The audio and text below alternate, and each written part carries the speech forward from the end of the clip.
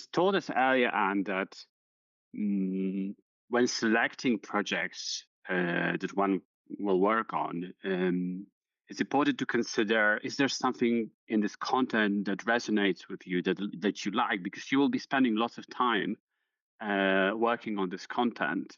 And you spent a lot of time in the industry, almost 30 years. So, and obviously you're passionate about dubbing. So I know it's an intimate question a little bit, but I was wondering if you could tell us, like, what do you love the most about this job as a dubbing scriptwriter, as a dialogue writer? One of the things is definitely the variety. Is like I'm not a very patient person. I'm definitely not a marathon runner. I'm sort of a, once around and then that's it, and the next one. So the variety, you have all kinds of different topics. There's some stuff that I don't like to do, but I've done a war movie, for example, um, that ultimately turned out to be one of my favorite projects because I had these long conversations with uh, sorry, I don't want to say anything wrong, but a military person. I don't know the rank. See, that's there you go. He laughed at me all the time because I got all these ranks completely confused. It was a Danish film where you don't have the ranks on the uniform, and that made it a little difficult.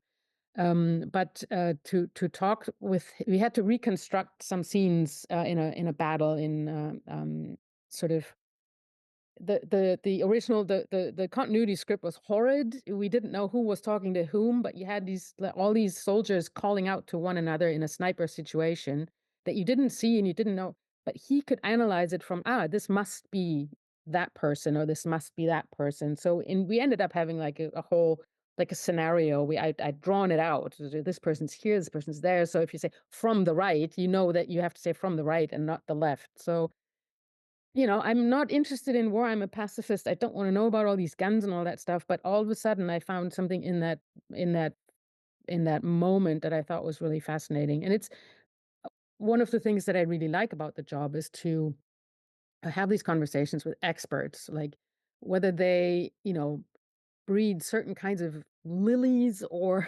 are a general or are a doctor or sort of are interested in you know, model building. It doesn't matter. These people are passionate about their things. So you try to, those conversations are quite interesting. It's kind of a shame that we have the internet now. I know I sound really old now, but you used to have to call people on the phone, and ask them. And then you'd have like a 2-hour conversation with someone. You question answered long ago, but they still kept going. So now a lot of research is done online, and it's kind of a shame because you don't get into direct contact with the experts. I do like the freelancer freedom, and going back to what you said before, it's not it's not for everyone. The job, it's kind of lonely. You're by yourself all the time. You don't meet anyone. I mean, I sometimes really have to tell myself, it's the second day that I haven't been outside. Maybe I should go for a walk because this is where the job is, between me and the screen. I like it that way. But I've known people who didn't continue in the job, who were quite talented, but they couldn't deal with that part. I like it. I like the freedom. I like the fact that I can, schedule my own day. Other people might find that difficult. They'd rather go into an office and, then at 5 the work is done.